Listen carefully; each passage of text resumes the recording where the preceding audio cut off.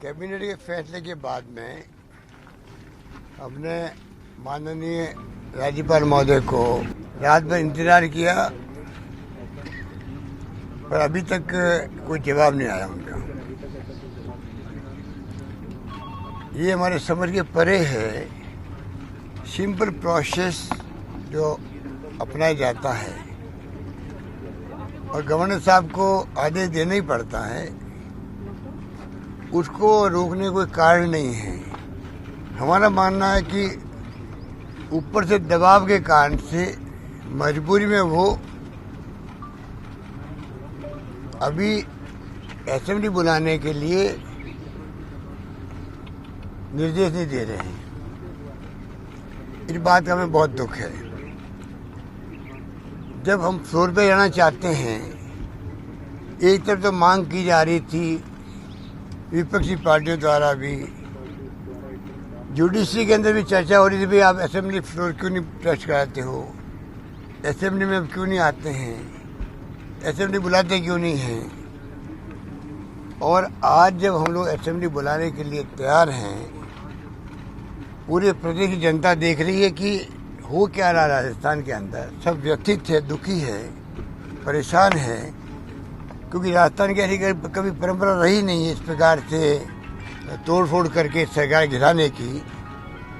जैसा मैंने पहले भी आपको कहा, 2 मौके आए थे भैरव सिंह शेखावत के वक्त में, जब उनके साथी सरकार गिरा रहे थे, तब मैं खुद गया तत्कालीन प्रधानमंत्री पीवी नरसिम्हा राव जी के पास में।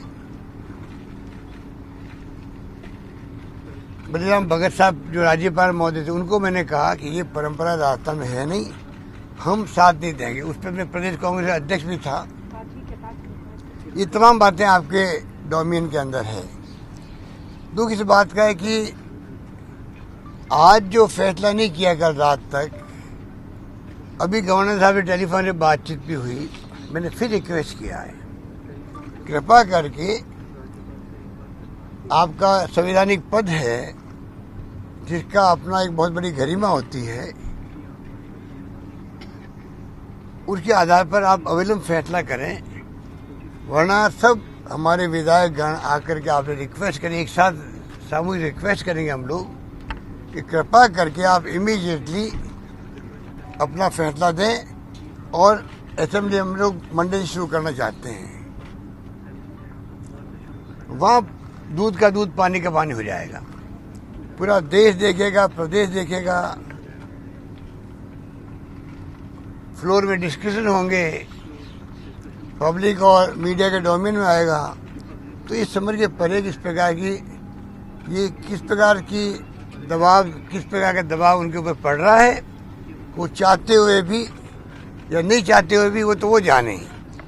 पर किन कारण से ये रोका गया, हमारे समझ के परे है। और हमारे पास संपूर्ण बहुमत है। जब मैं बार बार कह रहा हूँ हमारे पास स्पष्ट बहुमत है, हमें कोई दिक्कत नहीं है, चिंता हमें होनी चाहिए, सरकार हम चला रहे हैं, उसके बावजूद भी परेशान वो हो रहे हैं। हमारे कुछ साथी जिनको बंधक बना रखा है हरियाणा के अंदर, वो पूरे बीजेपी के देख रेख में ही बंधक बनाए हुए हैं।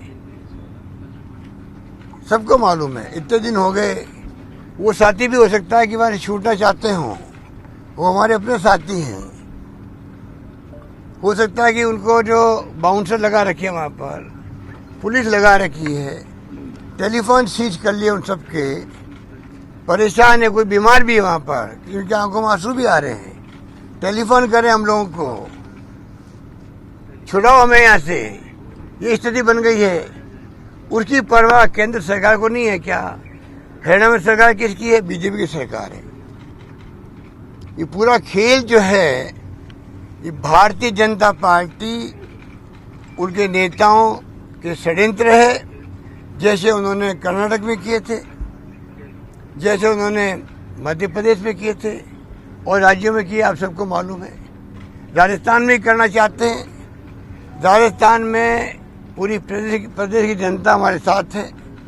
विधायकगण हमारे साथ हैं और कोई आश्चर्य की बात नहीं, इस बार जो मैनेजमेंट हुआ कोरोना का, जहाँ जीवन बचाने की बात है, जीवन बचाने की चुनौती हमारे सामने है। ये भयंकर महामारी है कोरोना की, लड़ने का वक्त है। शानदार हमने मैनेजमेंट किया, पूरे देश में वाहवाही हो रही है। हमने विपक्ष को भी साथ लिया, धर्मगुरुओं को साथ लिया, एक्टिविस्ट को साथ लिया, आम जनता ने साथ दिया। कैश काइंड हमने खूब डिस्ट्रीब्यूट किए, शांति बनी रही, पब्लिक ने साथ दिया हमारा। ऐसे माहौल में सरकार को टॉपल करने का षड्यंत्र करने में बीजेपी की भूमिका जो है आप इसमें हो रही है। डेमोक्रेसी खतरे में डाल रखी है। इनकम टैक्स के, ईडी के, सीबीआई के छापे, ऐसा नंगा नाच कभी देखा नहीं है देश के अंदर जो आज देखने को मिल रहा है। मैं कहना चाहूँगा महामहिम राज्यपाल महोदय को, हम सब आ रहे हैं अभी एक साथ में राज्यपाल राजभवन के अंदर, उन सब से सामूहिक रिक्वेस्ट करेंगे कि आप दबाव में किसी के नहीं आए। आपका संवैधानिक पद है, शपथ ली हुई है, अपनी अंतरात्मा के आधार पर शपथ की जो भावना होती है उसका आधार बना के फैसला करें, वरना फिर हो सकता है कि पूरी प्रदेश की जनता अगर राजभवन को घेरने के लिए आ गई तो हमारी जिम्मेदारी नहीं होगी। धन्यवाद।